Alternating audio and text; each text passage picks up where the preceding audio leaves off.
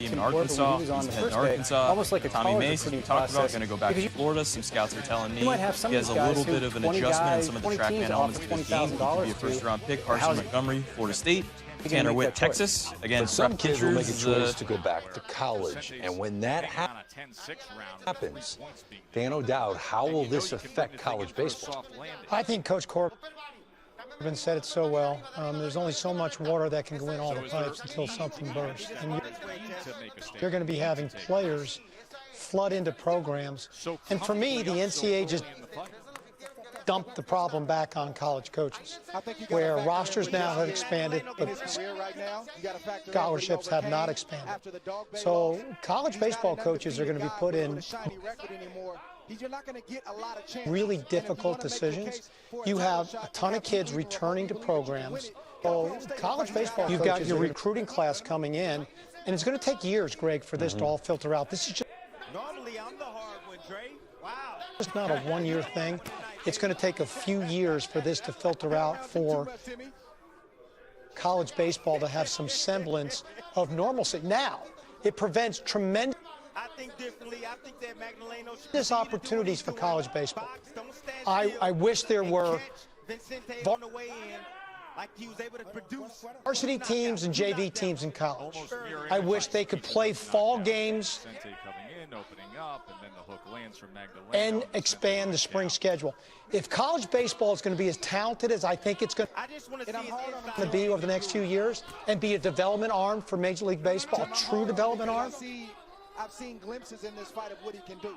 Let's give them the tools to actually be able to develop. Let them pay their coaches more than what they're doing and have more assistants. And let's really turn college baseball into a development force for the game of baseball. They need more scholarships for that to happen.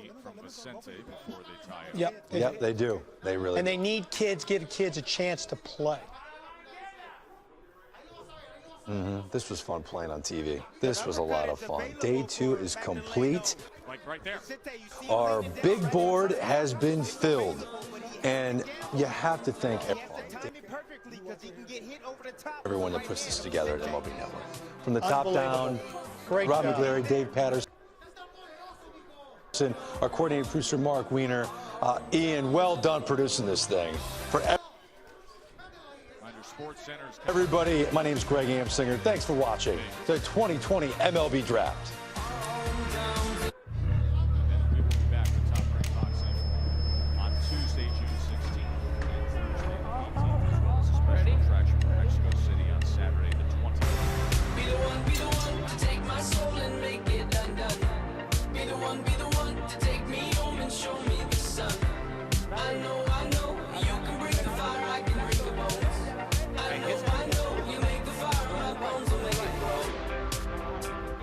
The Baltimore Orioles select Adley Rutschman, Casey Mize, Dansby Swanson, Anthony Rendon, Tim Anderson, Michael Trout, Aaron Judge.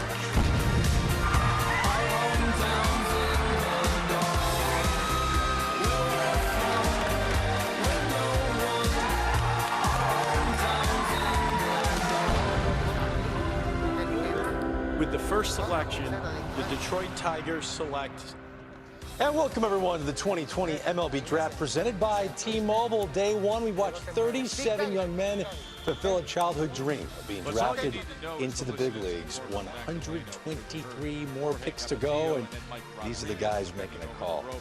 Yeah, all 30 front office executives making up a huge night of baseball fun, and it's just so much fun to be here with you. We're live on MLB Network. It's Greg Amsinger with our resident GM, Dan O'Dowd, and there's Harold Reynolds standing by in Studio 42. He's looking at his notes. We'll get to him in just a second. But Dan, when you look at day 2, we're covering rounds 2 through 5 here tonight.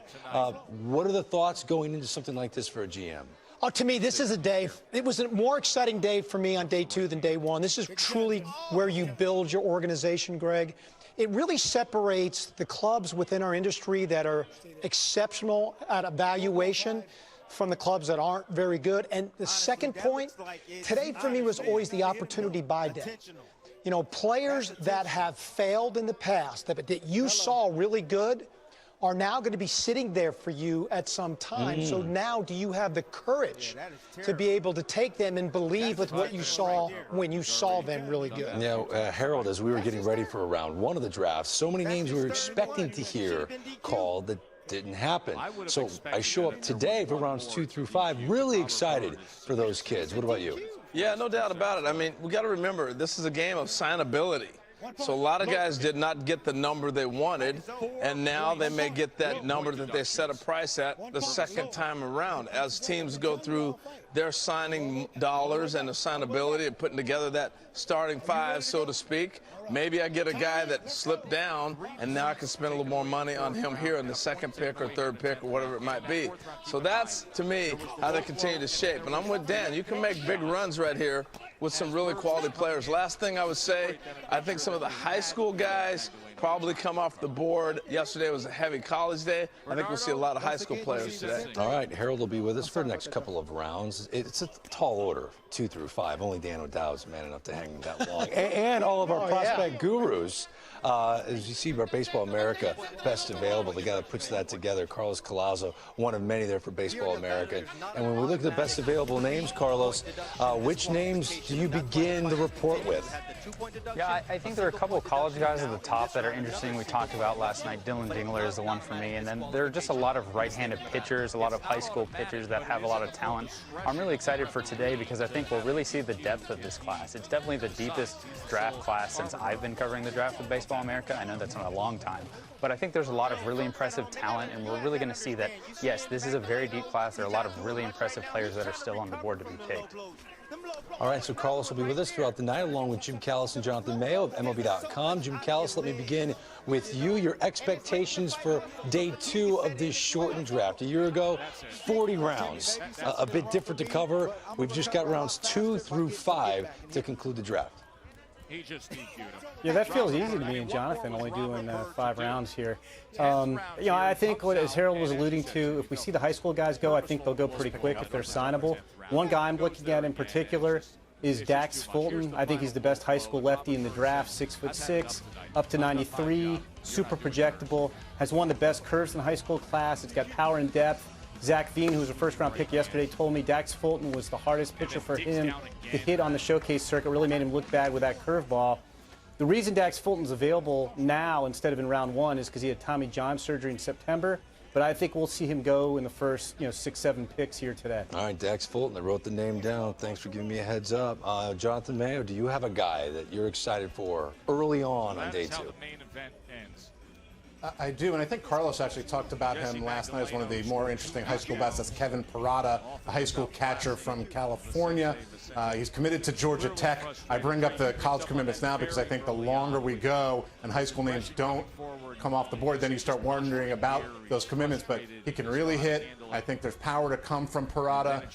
He has a chance to stick behind the plate, strong arm, needs to work on the other parts of his game, but he's also athletic enough that really need to move him to another position. We've talked about that with a guy like Tyler Soderstrom behind the plate in the first round last night. Parada's kind of his game, similar in terms of his ability to really spark enough that really need to move him. Always tend to go the other way if need be, but about that with a guy like Tyler Soderstrom behind the plate in the first round last night. Parada's kind of his game, similar in terms of his ability to really spark enough that really need to move him. Always tend to go the other way if need be, but about that with a guy like Tyler Soderstrom behind the plate. Which names were there any that you were surprised didn't get called on day 1? Yeah, I thought the starter at University of Miami, Chris McMahon, would have been a day 1 selection. I was surprised he didn't because he's performed at the college level and actually was dominating this year at the college level. Obviously, Jared Kelly is the obvious one, but there's a few others too. For me, Jarrett Jones is an electric young right-hand pitcher. Alex Santos, right from here in the Bronx. Patrick Riley, another dominant right-hand young high school pitcher. Enrique Bradfield, a young center fielder. I mean, there is a good-looking crop of high school players still left. I'm not sure of their assignability at this point in time. Okay, well, I'm excited to hear all of these names. Again, 123 selections coming your way here live on MLB Network, day 2 of the draft. Now, we don't have Commissioner Manfred in the house to make these announcements at the podium. Instead, it's MLB Network's own Matt Vasgersian. Let's go to him right now in Studio 42. Ladies and gentlemen, here inside Thanks, MGM and on behalf of Major League Baseball, I'd like to welcome everybody watching on the MLB Network and listening on Sirius XM. I'm honored to announce all 123 players who will be selected tonight in rounds 2 through 5. Congratulations to everybody who will hear their name announced tonight. And with that, let's put the Detroit Tigers on the clock to begin round 2. Wednesday night, the Tigers selected Spencer Torkelson with the first overall pick of the draft. Will they add another impact bat or take a pitcher with their next selection? Detroit kicks off day 2 of the MLB draft when we come back. The 2020 MLB Draft is presented by T-Mobile. With the only nationwide 5G network, MLB clubs and their draft picks are covered with 5G in more places. T-Mobile for Business is ready to power business of all sizes.